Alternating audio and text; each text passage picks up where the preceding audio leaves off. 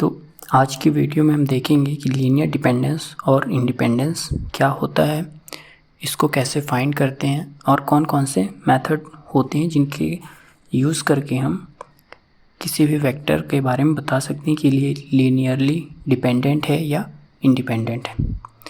तो वो फाइंड करने से पहले हमें ये समझना होगा कि ये डिपेंडेंस और इंडिपेंडेंस है क्या।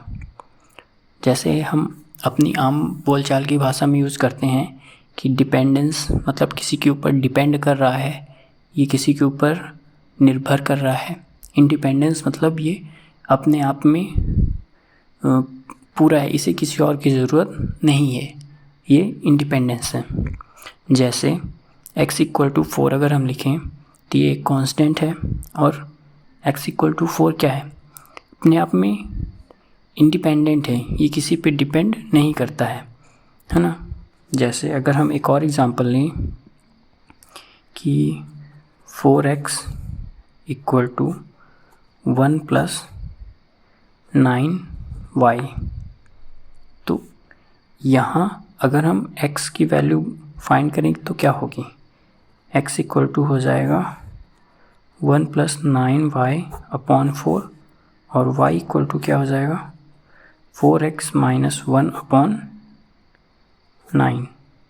तो यहाँ अगर हम देखें इस इक्वेशन के थ्रू तो x की जो वैल्यू है वो y के ऊपर डिपेंड कर रही है। मीन्स अगर हम y की वैल्यू 1 रखते हैं तो हमें x की वैल्यू कितनी मिलेगी 9 + 10/4, तो x हमें 10/4 मिलेगा। अगर y की वैल्यू 2 रखते हैं तब क्या होगा 19/4, तो x की वैल्यू हमें 19/4 मिलेगी। मीन्स जो x की वैल्यू है वो 9 की वैल्यू पर डिपेंड कर रही है और इस चीज़ को हम डिपेंडेंस बोलते हैं। सिमिलरली यहाँ भी देखें तो जो y की वैल्यू है वो x की वैल्यू पे डिपेंड कर रही है। मीन्स ये भी क्या है, डिपेंडेंस का एक केस है। लेकिन अगर हम कुछ ऐसा लिखें कि 4x = 0 × y + 9, तब क्या होगा, यहाँ पर क्या x की वैल्यू y के ऊपर डिपेंड कर रही है, नहीं, क्योंकि y की वैल्यू कुछ भी हो वो 0 के साथ मल्टीप्लाई होकर 0 ही हो जाएगी। मीन्स x क्या हो जाएगा 0 × y + 9/4। तो y की वैल्यू हम कुछ भी रखें, लेकिन y की वैल्यू हम कुछ भी रख सकते हैं, है ना, एनीथिंग रख सकते हैं, कोई भी रियल नंबर हम पुट कर सकते हैं। लेकिन हमें x की वैल्यू क्या मिलेगी, हमेशा x की वैल्यू हमें 9/4 ही मिलेगी। इसका मतलब ये क्या हुआ, ये कांस्टेंट है, तो ये इंडिपेंडेंट है। ये x जो है y से इंडिपेंडेंट है और इस चीज़ को इंडिपेंडेंस बोलते हैं। और जब x या किसी भी वेरिएबल, एक वेरिएबल दूसरे वेरिएबल के ऊपर डिपेंड करता है तब उसे डिपेंडेंस बोलते हैं। ठीक, यहाँ तक तो बात क्लियर है।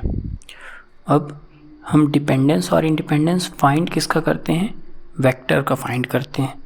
तो हमें पता होगा कि अगर हम x वेक्टर ऐसे भी लिख सकते हैं और इसी चीज़ को x को डार्क करके लिखें तब भी वही होता है। अगर हम x डार्क करके बना रहे हैं तो वो वेक्टर ही माना जाता है, और या फिर उसके ऊपर ये वेक्टर का एरो लगाकर भी उसे वेक्टर बना सकते हैं। तो ये दोनों क्या हैं, वेक्टर हैं। अब वेक्टर में क्या होते हैं, i j के कंपोनेंट होते हैं।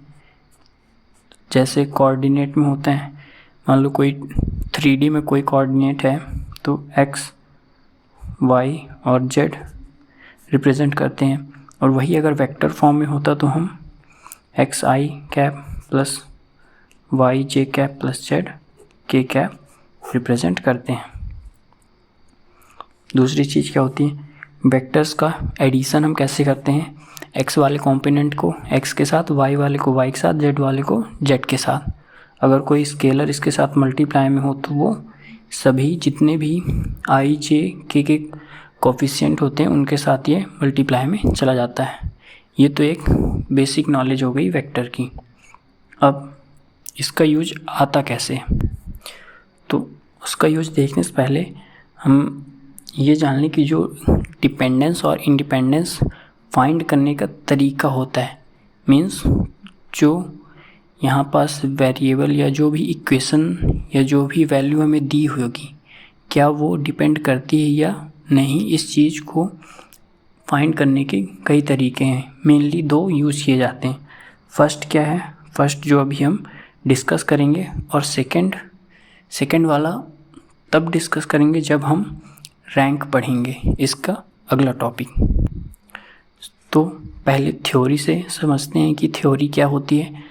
Method of finding linear dependence and independence of vectors. इसमें एक एग्जांपल भी दिया हुआ है, मैं केवल आपको ये समझाऊंगा और एग्जांपल बाद में मैं अपने हिसाब से दूसरा एग्जांपल देके इसको समझाऊंगा। तो क्या बोलती है theory, to test the linear dependence and independence of m given vector. अगर हमें एम वेक्टर्स दिए हुए हैं और पता करना है कि उनमें से कितने वेक्टर डिपेंड करते हैं एक दूसरे के ऊपर और कितने नहीं करते हैं। First of all write them as row vector, means जितने वेक्टर होते हैं मीन्स आई जे के, इनके आई जे के कॉम्पोनेंट का रो वेक्टर बना लें। रो वेक्टर समझ रहे होंगे, जैसे रो मैट्रिक्स होती है वैसे ही रो मैट्रिक्स उस जो वेक्टर है उसके कोफिशिएंट की एक मैट्रिक्स बना लें, उसी को ही रो वेक्टर कहते हैं। And add such multiples of one vector, और एक वेक्टर का हम ऐसे मल्टीपल ऐड करें, मतलब एक वेक्टर को हम चूज़ करें उन सभी वेक्टर्स में से और उस वेक्टर में कुछ ऐसे नंबर्स मल्टीप्लाई करें या डिवाइड करें कि दूसरे वेक्टर्स के साथ उसे जब जोड़ें या सब्ट्रैक्ट करें तो that the resulting sum have a zero first component, ताकि जो उसका फर्स्ट कंपोनेंट है वो जीरो हो जाए। This gives us m-1 new vectors all with zero first components. और इससे क्या होगा, जितने फर्स्ट कंपोनेंट होंगे वो जीरो हो जाएंगे। Choosing any one of these vectors add its multiples to other in such a way that the resulting sum have zero second components too। और यही प्रोसेस हमें लास्ट तक करती रहनी है ना, और आगे भी यही करते रहना है। We shall get m-2 such results reducing step by step the successive components to zero in this fashion if we obtain a sum of vectors all of whose components are zero, then the original vector are linearly dependent। अगर हमारा जो last में sum zero आता है, क्या आता है, components are zero, अगर लास्ट में जो सम आता है इन सब का वो जीरो आता है तो वेक्टर क्या लीनियरली डिपेंडेंट है। अगर जीरो नहीं आता तो final reducing give us vectors of whose components are not zero then the original vectors are linearly independent। अब ये इतनी थ्योरी में क्या लिखा हुआ है मैं एग्जांपल के थ्रू ईजिली बताता हूँ। तो जो थ्योरी में हमने अभी पढ़ा था उसे इस एग्जांपल के थ्रू समझते हैं। तो उसमें क्या बोला था कि हमें m वेक्टर्स दिए होंगे, तो ये सब क्या हैं, वेक्टर्स हैं। माना x1 x2 x3 क्या है, वेक्टर हैं, जिनके i j k के कोफिशिएंट क्या है, ये 1 2 4 2 -1 3 0 1 2 है ना। एक्चुअल में ये दिखते कैसे हैं, x1 vector equal to i + 2j + 4k। इस चीज़ को हम ऐसे लिखेंगे। जनरली क्वेश्चन में ऐसे दिया होता है, अगर नहीं दिया तो ऐसे दिया रहेगा, तो इसे हम ऐसे कन्वर्ट करेंगे इस फॉर्मेट में और ऐसे लिखेंगे। फिर थ्योरी में क्या था कि जितने भी इनको हम ऐसे मल्टीपल्स में ऐड या सब्ट्रैक्ट करेंगे कि जो इनका फर्स्ट कंपोनेंट है वो 0 हो जाए। तो यहाँ हम देखें कि जो x3 वेक्टर का फर्स्ट कंपोनेंट है वो तो ऑलरेडी 0 है, मीन्स हमें इन दोनों के फर्स्ट कंपोनेंट को 0 करना है। तो कैसे 0 कर सकते हैं? अगर हम x1 वेक्टर में 2 का मल्टीप्लाई कर दें, है ना, x1 वेक्टर में 2 का मल्टीप्लाई कर दें और इसमें से माइनस कर दें x2 वेक्टर को, तब क्या होगा? इसमें 2 का मल्टीप्लाई करेंगे और इससे घटा देंगे। जो प्रोसेस इधर लेफ्ट हैंड में करनी है वही हमें राइट हैंड में भी करते जाना है, ठीक। तो यहाँ इसमें 2 मल्टीप्लाई करके इससे सब्ट्रैक्ट कर देंगे तो क्या बचेगा? ये इसे ऐसे मैट्रिक्स वाले बॉक्स में डिनोट करते हैं। तो इसमें 2 का मल्टीप्लाई होके इसमें 2, तो 2 माइनस 2 कॉमा इसमें भी 2 गया, तो 4 माइनस और minus plus, minus minus plus हो जाएगा, 4 माइनस 1, 4 माइनस माइनस प्लस हो जाएगा तो प्लस 1, ऐसे 2 मल्टीप्लाई तो 8 माइनस 3, 8 माइनस 3, तो हमें क्या मिल जाएगा? 2x1 minus x2 equal to 2 0 हो गए। ओके, 4 1 5 हो गया और 8 3 5 बन गया ये भी। अब हमने थ्योरी के अकॉर्डिंग ही यहाँ पर स्टेप फॉलो किए हैं। फर्स्ट स्टेप क्या था थ्योरी में कि हमें ऐसा मल्टीपल किसी भी एक वेक्टर में करना है, मल्टीपल या मतलब कोई भी नंबर मल्टीप्लाई या डिवाइड करना है, ताकि जब दूसरे वेक्टर के साथ उसे हम ऐड या सब्ट्रैक्ट करें तो उसका फर्स्ट कंपोनेंट क्या हो? 0 हो जाए। तो यहाँ 0 हो गया, ये तो पहले से 0 था। तो इसमें अब हम क्या कर सकते हैं? डायरेक्ट इसको ऐड भी कर सकते हैं या फिर, है ना, ऐड कर देते हैं, या ऐड करने की जगह माइनस कर देते हैं। चलो, तो ये वाला एलिमेंट 0 कैसे हो सकता है? अगर हम इसमें 5 का मल्टीप्लाई करके इससे सब्ट्रैक्ट कर दे तब हो जाएगा काम हमारा। मीन्स अगर हम 2 टाइम्स x1 माइनस x2, इसमें 2 times of x1 minus x2 में सब्ट्रैक्ट करें क्या? 5 टाइम्स ऑफ x3, तब क्या होगा? इसमें 5 को मल्टीप्लाई हो जाएगा, ये 10 बन जाएगा, ये 5 हो जाएगा और इससे सब्ट्रैक्ट कर देंगे। इधर साइड क्या बचेगा? 0 में कुछ भी मल्टीप्लाई करो, 0 0 माइनस 0 0, इसमें 5 मल्टीप्लाई करेंगे तो 5 हो जाएगा, 5 माइनस 5 0। नेक्स्ट क्या करेंगे? इसमें 5 मल्टीप्लाई करेंगे तो 5 मल्टीप्लाई हुआ 10, 10 माइनस 5 माइनस 10 माइनस 5। अब क्या हम कोई ऐसा ऑपरेशन x1 x2 x3 में, मतलब कोई भी ऐसा नंबर मल्टीप्लाई करके या डिवाइड करके इस पूरे इक्वेशन में ऐड या सब्ट्रैक्ट करें तो क्या ये वाला जो हैंड है, राइट हैंड साइड वाली जो कंपोनेंट की वैल्यूज़ हैं वो 0 हो सकती हैं? नहीं हो सकती। यहाँ फर्स्ट और सेकंड तो 0 हो गए, लेकिन थर्ड हम 0 नहीं कर पा रहे हैं। इसका मतलब क्या है कि जो ये वैल्यूज़ हैं वो इक्वल नहीं हैं 0 के। और 0 यहाँ पास क्या होता है? 0 यहाँ पास नल मैट्रिक्स होता है। 0 क्या है? नल मैट्रिक्स, है ना। मीन्स ये 0 के इक्वल नहीं है। और हमने थ्योरी में क्या पढ़ा था कि अगर 0 के इक्वल हो, अगर वो 0 के इक्वल है तो वो क्या है? डिपेंडेंस है। अगर वो 0 के इक्वल है तो डिपेंडेंस अगर नहीं है तो इंडिपेंडेंस। तो यहाँ पास क्या हो रहा है, जो हमारा रिलेशन आ रहा है वो जीरो के इक्वल नहीं है।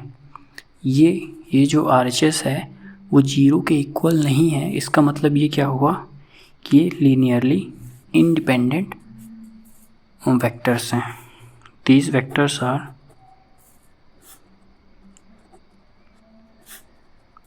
vectors are linearly independent।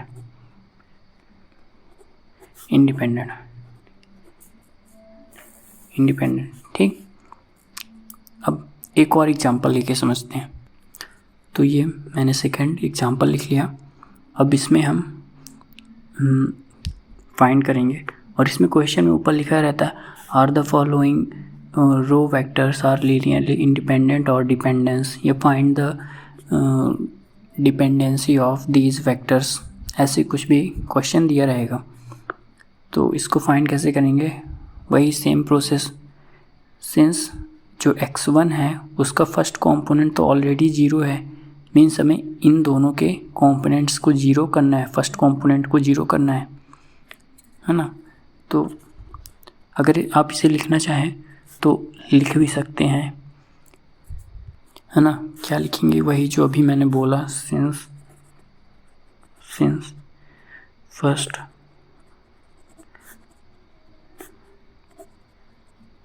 component of x1 is 0, so using x2 to reduce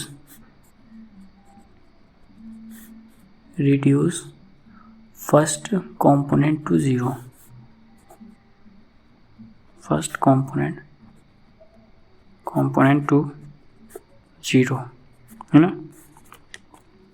तो x2 जो वेक्टर उसका यूज़ करके हम इन सभी के फर्स्ट कंपोनेंट को 0 करेंगे। कैसे करेंगे, इसको इसमें डायरेक्ट सब्ट्रैक्ट करते हैं तो ये 0 हो जाएगा। Means x3 minus x2 vector अगर हम कर दें तो ये सब्ट्रैक्ट होके 0, -4 में -2 हुआ तो -2 बचा, 3 में माइनस प्लस तो 4 हो गया। ओके, 4 आ गया। x3 minus x2 equal to इतना बना। अब क्या करेंगे कि अगर हम देखें कि x1 और जो हमने ये निकाला है वो सेम है, सो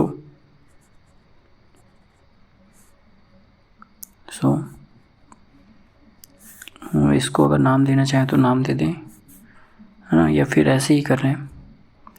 सो फर्दर यूजिंग x1 और वी गेट x1 का यूज़ करके हमें क्या मिलेगा कि x3 माइनस x2, उसमें क्या कर दें, प्लस कर दें अगर हम, तो ये 0 हो जाए, क्योंकि यहाँ अपोजिट साइन में 2, यहाँ अपोजिट साइन में 4 है। प्लस x1 तो हमें क्या वैल्यू मिल जाएगी, 0 ही होता है, -2 + 2 इक्वल टू 0, वैसे ही 4 + -4 इक्वल टू 0। तो हमें ये क्या मिल रहा है, नल मैट्रिक्स मिल रही है कि नहीं मिल रही। इट मीन्स ये इक्वल टू है 0 के, और 0 क्या यहाँ पास नल मैट्रिक्स है। मीन्स ये जो वेक्टर्स थे, 3 गिवन वेक्टर्स थे, वो कैसे हैं, लीनियरली डिपेंडेंट है। सो x1, x2 and x3 are linearly dependent. अब डिपेंड तो हैं, तो इनके बीच में मतलब ये डिपेंड कर रहे हैं तो कोई ना कोई रिलेशन होगा तब ना डिपेंड कर रहे हैं। तो ये रिलेशन क्या है, वो सो डिपेंडेंट विथ रिलेशन क्या है, x3 minus x2 plus x1 equal to 0। ये क्या हुआ, अपना रिलेशन हुआ। इस रिलेशन से ये जो वेक्टर्स हैं वो एक दूसरे के ऊपर डिपेंड कर रहे हैं। ठीक, तो ऐसे ही सारे क्वेश्चंस को सॉल्व करना है। और जैसा मैंने पहले ही बताया कि इसको फाइंड करने की एक और मेथड होती है, लेकिन वो आगे जब हम रैंक पढ़ लेंगे तब उसके बाद उस मेथड को भी पढ़ेंगे। उसमें भी कुछ ज़्यादा नहीं अलग नहीं होता, बस यही है, करते यही है, बस कहने का तरीका कुछ और होता है, बाकी है दोनों में सेम चीज़ें, है ना। तो ऐसे कुछ टफ नहीं था इसमें। अगर हो तो मैं दोबारा एक बार समराइज़ कर देता हूँ पूरा। लीनियर डिपेंडेंस इंडिपेंडेंस है ना, कांस्टेंट क्यों, क्योंकि ये किसी के ऊपर डिपेंड नहीं कर रहा। यहाँ अगर हम देखें तो ये डिपेंड कर रहा है। x की वैल्यू हमें, अगर y की वैल्यू हम चेंज करें तो x की वैल्यू चेंज हो रही है, मीन्स ये x की वैल्यू y पर डिपेंड कर रही है। सिमिलरली अगर हम x की वैल्यू चेंज करें तो y की वैल्यू भी चेंज होगी। इट मीन्स कि y जो है x के ऊपर डिपेंड कर रहा है। और डिपेंड कैसे कर रहा है, वो इस रिलेशन के थ्रू डिपेंड कर रहा है। अगर यहाँ पर 0 होता, जैसे यहाँ पास है x इक्वल टू 4, मीन्स यहाँ y की वैल्यू क्या है, 0 है, तो ये जब y की वैल्यू 0 होगी तो ये डिपेंड नहीं करेगा।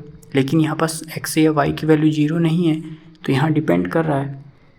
सेम हम वही चीज़ यहाँ फाइंड करते हैं कि जो अदर दूसरा वेरिएबल है उसकी वैल्यू 0 है या नहीं। अगर 0 हो रही है, यहाँ 0 हो रही है, मीन्स नल मैट्रिक्स बन रहा है, तो हम कह देते हैं कि ये जो है ये डिपेंड कर रहा है। लेकिन जो ऊपर हमने एग्जांपल किया था उसमें इसकी वैल्यू 0 नहीं आ रही थी, मीन्स नल मैट्रिक्स नहीं आ रही थी, तो ये क्या थे, इंडिपेंडेंट थे।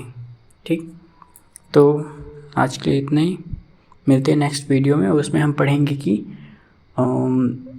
रैंक क्या होता है, नलिटी क्या होती हैं, और इसके बारे में डीप में क्वेश्चन सॉल्व करेंगे।